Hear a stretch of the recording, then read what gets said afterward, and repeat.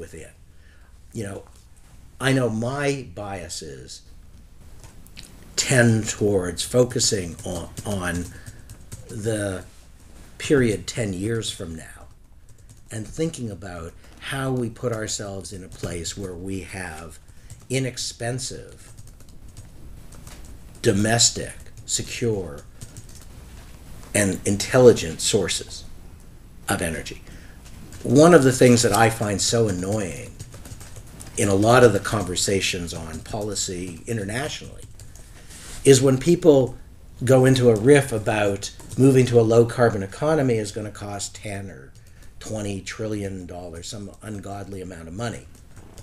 If you saw Krugman's article, that I know it's going to cost us 2 or 3% of points of GNP, but we're just going to have to suck it up and deal with it. And I disagree. I think that is a canard that needs to be addressed because it takes no account of the benefits.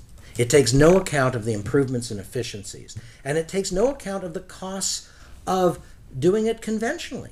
Or not having to deploy bases and armies across the globe. It is a false thinking, and it keeps getting repeated.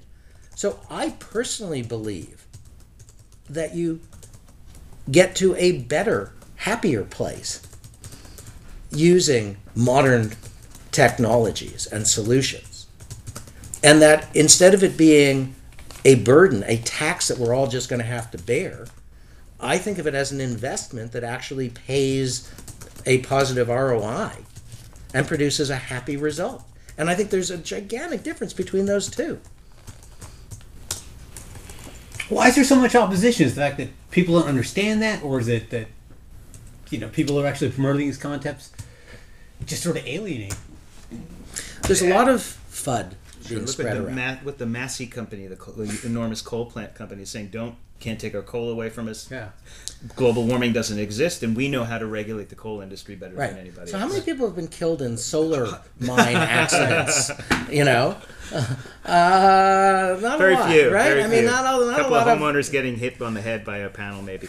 I mean, look, there isn't even that many coal miners in the United States. And frankly, I haven't talked to too many, but I wonder how much they really love their job. It is, to me,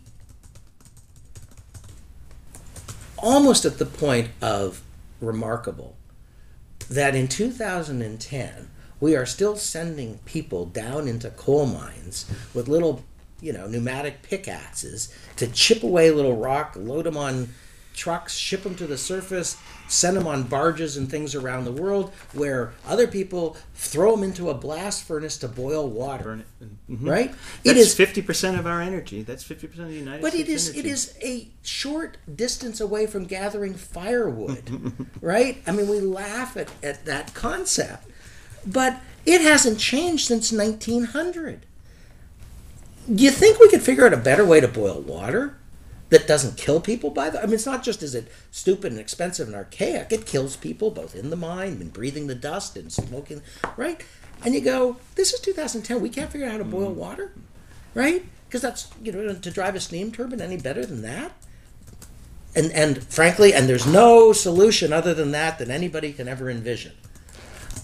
Come on, I beg to differ. This is not a way of thinking about the future. I mean, no, I agree with you, but why is there? That's why I can't figure out why is there so much opposition. It's vested is it really interest. good lobbying, Yeah, vested absolutely. interest? Of course it is. But even people that have vested interest seem always every time a lot of green concepts will say solar doesn't work. I mean, people who aren't invested in oil I'm sorry. companies. Did the tobacco company CEOs truly believe that it was good for you when they were out there saying there is no conclusive proof that this stuff 4 out of causes 5 any harm? doctors recommend that you smoke menthol. I mean, maybe they all had the same hallucinogenic dreams, right?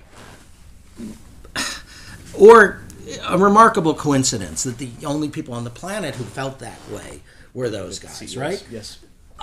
So, sure, does a coal company CEO think coal is good for you? Yeah, but, I suggest anybody who thinks this stuff is good for you, go home, close the door to your garage, leave the car running, and think about it for 45 minutes. And see what you think of, the effluent coming out of the tailpipe, is whether it's good for you or not.